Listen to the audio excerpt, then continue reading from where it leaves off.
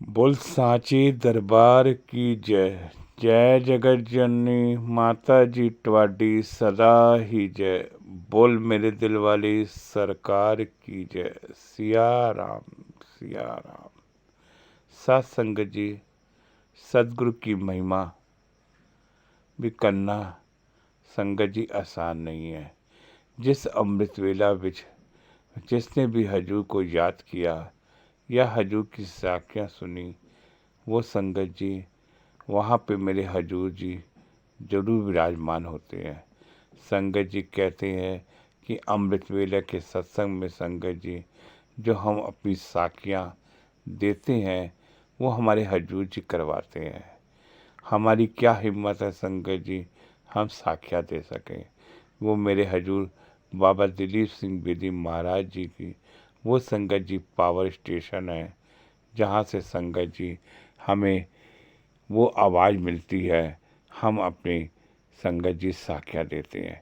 कहते हैं अमृत वेले में समुद्र मंथन में संगत जी जो अमृत निकला था देवताओं ने चखा था, वो संगत जी हम सदगुरु की महिमा या साखियाँ सुन के वो अमृत पा सकते हैं।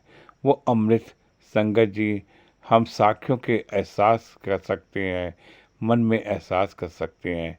वो अमृत हमको मिल सकता है। संगत जी हम बहुत सी कहानियाँ सुनते हैं और कहानियाँ एक बार दो बार सुनकर नीरस हो जाता है, लेकिन संगत जी सदगुरु की महिमा जब जब हम सुनते हैं तो मन में एक उत्सुकता बनी रहती है और हम निरसता नहीं रहते। बार बार संगत जी हजूर की साखियाँ सुनने में वो आनंद आता है, क्योंकि संगत जी हर एक के इंसान में हजूर की साखियाँ हैं। साखियाँ हैं क्या ज़िंदगी में, जो हमें हजूर जी हमारी अरदास पूरी कर दें, संगत जी वही साखी है। हमारे संगत जी हमारे जीवन में जो कुछ बीतता है, जो हजूर जी हमारा उद्धार करते हैं, वही हमारी साखियाँ बन जाती हैं। वो त्रिलोकी नाथ है संगत जी कि जिसके आगे संगत जी सारे देवता भी झुकते हैं।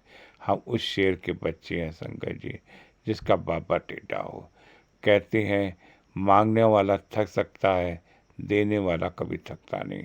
हम अपने पिता से नाराज हो सकते हैं, लेकिन मेरे त्रिलोकी नाथ मेरे पिताजी कभी भी नाराज नहीं होते। वो तो देते जाते रहते हैं। लेने की हमारी संगत जी शक्ति होनी चाहिए। संगत जी एक बार की घटना है कि मेरे श्री हजूर महाराज जी अपनी पत्नी लाख कौर जी के साथ ससुराल गए। ससुराल जाने के बाद संगत जी उनके घर के लोग संगत जी उनको ना पहचान पाए कि वो क्या त्रिलोकी नाथ है। संगत जी श्री हजूर महाराज जी सुबह के टाइम संगत जी समाधि ले लिए और नाश्ते का टाइम हो गया, हजूर जी उठे ही नहीं। तब संगत जी उनके साड़ू ने सोचा कि मेरे हजूर जी नाटक कर रहे हैं, और वो संगत जी अंदर से जलता हुआ कोयला उनकी जांघों पर रख दिया। तब भी मेरे सदगुरु महाराज जी को कोई असर न पड़ा, उनका मांस पिघलता रहा, लेकिन मेरे हजूर जी तो समाधि लिए बैठे। हजूर जी समाधि लेकर संगत जी वो तो वहाँ से निकल जाते हैं।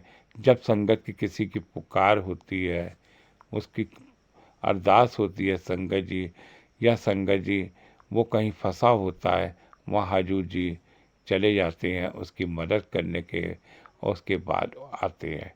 कई बार संगत जी हजूर की साखियों में लिखा है कि कई कई लोग संगत जी युद्ध में फंसे हुए हैं, घटना घटी है और मेरे हजूर जी वहाँ पहुँच के मदद की है।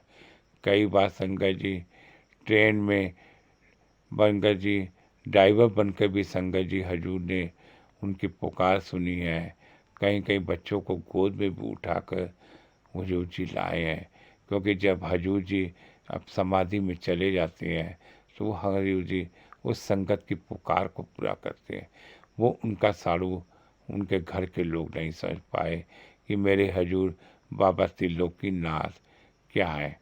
जहाँ संगत जी वो त्रिलोकी नाथ हैं, जहाँ हमारी हर अरदास को पूरा करते हैं। तभी तो कहते हैं सत्संग सुनना या सदगुरु की साखियाँ सुनना संगत जी वो महिमा है। जिसने अमृत बेला पे संगत जी हजूर को याद किया, हजूर जी ने उसकी वो अरदास पूरी करी। कहते हैं सूरज तो रोज़ निकलता है, प्रकाश देता है। अगर संगत जी हम सोए होंगे तो प्रकाश की रोशनी हमें कहाँ मिलेगी, वो सत्संग की आवाज़ हमें कहाँ मिलेगी। कहते हैं कि सत्संग सुनने से आपके हृदय में परिवर्तन होता है और आपके मन के विचार बदलते हैं और आपके हृदय में जो हजूर की प्रेरणा रहती है वो संगत जी हमें कहीं नहीं मिलेगी। बोल साचे दरबार की जय, जय जगत जननी माता जी ट्वाडी सदा ही जय। बोल मेरे दिल वाली सरकार की जय। सिया राम सिया राम।